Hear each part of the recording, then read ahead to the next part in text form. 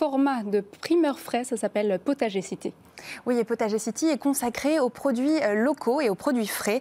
C'est un magasin test situé à Paris, dans le 13e arrondissement. C'est un nouveau concept de magasin de proximité. Il s'agit d'un ultra spécialiste avec des prix de magasins généralistes. Il est situé dans un quartier commerçant et il s'étend sur 86 mètres carrés de surface avec une offre de 519 références. Carrefour s'est allié à Potager City qu'il a racheté en 2020 et qui fonctionne avec des producteurs locaux ou bien des maraîchers. On y trouve un assortiment de produits qui repose essentiellement sur des marques pointues et des petits fabricants locaux. Et autre actualité, Boxy, l'enseigne de magasins autonomes connectés, lance un nouveau service de proximité.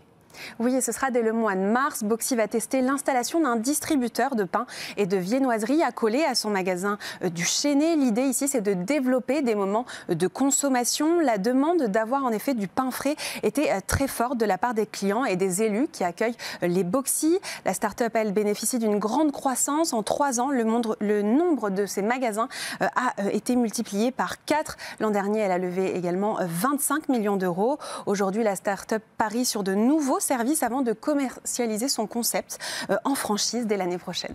Et une autre épicerie connectée de proximité ouvre ses portes à Angers. Oui, ça s'appelle Ximity. C'est un concept de magasin entièrement connecté, ouvert 7 jours sur 7 et 24 heures sur 24, habituellement situé dans des centres-villes. Ici, ce nouveau distributeur vient d'ouvrir à Angers. Il s'étend sur une superficie de 80 mètres carrés et propose 500 références de produits frais, d'hygiène et de produits high-tech. Et comment elle fonctionne, cette épicerie ? Eh bien, c'est un magasin où l'on ne rentre pas. Il y a 2 façons de procéder pour passer commande, directement au distributeur via une borne ou bien sur l'application Ximity.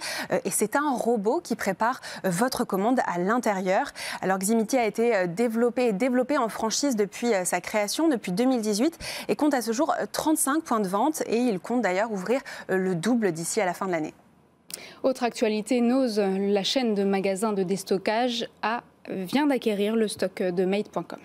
Oui, après avoir récupéré les stocks de Camaïeu, Noz récupère la totalité du stock du géant de design Made.com, soit 141 000 meubles et objets de décoration. Au total, c'est plus de 3000 références et ce sont des articles qui seront proposés à moins 70% par rapport au prix initial. Les premières livraisons en magasin ont eu lieu ce mercredi et vous pourrez retrouver dès lundi tous les articles de décoration.